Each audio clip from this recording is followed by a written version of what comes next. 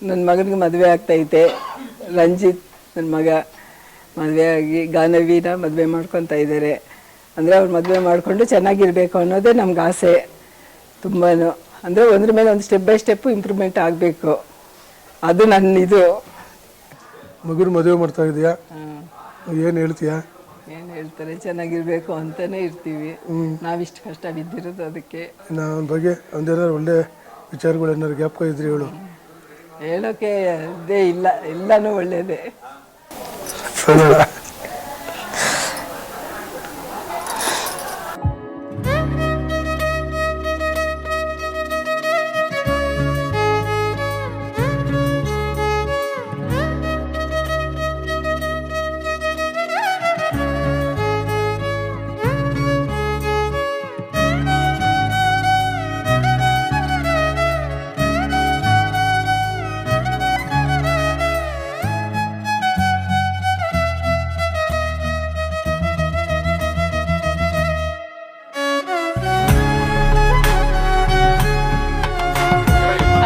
ಕೊಟ್ಟೆ ಮತ್ತೆ ಎಲ್ಲರೂ ಮಲಗಿದ್ರಲ್ಲ, ಮತ್ತೆ ಎಲ್ಲರಿಗೂ ಅದು ಕರ್ಕೊಂಡೋದ್ರೆ ಖಾಲಿ ಆಗುತ್ತೆ ಅಂತ ಅಂದ್ಬಿಟ್ಟು ಸೈಲೆಂಟಾಗಿ ಅವ್ರೊಬ್ಬರಿಗೆ ಕರ್ಕೊಂಡೋಗಿ ಕೊಟ್ಟೆ.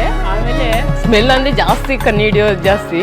ರಂಜಿತ್ತು ಚಿಕ್ಕವ ಜಾಸ್ತಿ ಜನ ಮಕ್ಕಳೆಲ್ಲ ಇದ್ರು ಹಾಲಿಡೇಸ್ ಬಂದವಾಗ. ಅದು ನಾವು ರಂಜಿತ್ಗೆ ಎಲ್ಲರಿಗೂ ಮಾಡಿಸಿದೀವಿ. ಕಡಲೆ ಬೀಜ ಬಿಸಿ ಮಾಡುತ್ತೆ ಆ ಸ್ಮೆಲ್ಗೆ.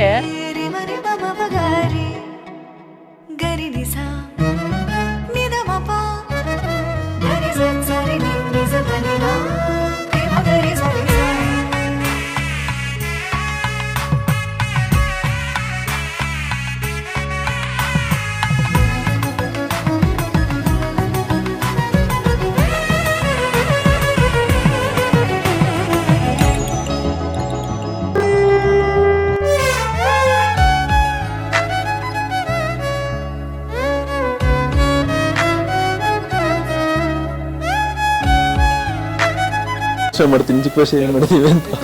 ನಮ್ಮ ಅಣ್ಣ ಬಗ್ಗೆ ಹೇಳ್ಬೇಕಂದ್ರೆ, ನಾನು ನಮ್ಮ ಅಣ್ಣ ಒಂದೇ ಸ್ಕೂಲಲ್ಲಿ ಓದಿದ್ದು. ಸ್ಕೂಲು ಹಾಸ್ಟ್ಲು ಎಲ್ಲ ಒಂದೇ ಹಾಸ್ಟ್ಲು.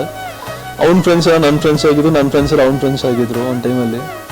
ಆಮೇಲೆ ಒಂದು ಟೈಮಲ್ಲಿ ಮನೇಲಿ ಆಟ ಆಡ್ತಿರ್ಬೇಕಾದ್ರೆ ಒಂದ್ಸಲಿ ಅದೇನಕ್ಕೂ ಆಟ ಆಡ್ತಿದ್ವಿ, ನಾನು ಬಿಲ್ಸ್ಬಿಟ್ಟು ಅಳ್ತಾ ಇದ್ದೇನೆ ಮನೆಯಲ್ಲಿ. ತಿರುಗಿ ನಮ್ಮ ಅಮ್ಮಗೆ ಹೇಳ್ಬೇಡ, ನಿಂಗೆ ಇದು ಕೊಡಿಸ್ತೀನಿ ಅದು ಕೊಡಿಸ್ತೀನಿ ಅಂತೆಲ್ಲ ಇದು ಮಾಡಿದ್ದ.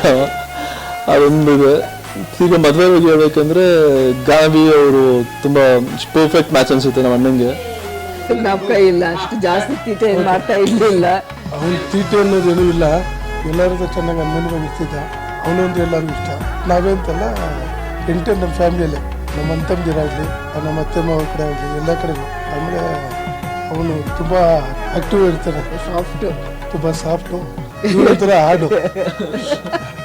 ಇವನು ಮುಗಿದ ಮೇಲೆ ಇರ್ತದೆ ಕೋಪ ನಿಮಗೆ, ಅವನು ತಾಳ್ಮೆಯಾಗಿರ್ತಾನೆ. ಅಂದರೆ ನನಗಂತೂ ತುಂಬ ಅಟ್ಯಾಚ್ಮೆಂಟ್. ಅದು ಬೆಸ್ಟ್. ಲೈಫ್ನಲ್ಲಿ ಚೆನ್ನಾಗಿರ್ಬೇಕು ಅವರು.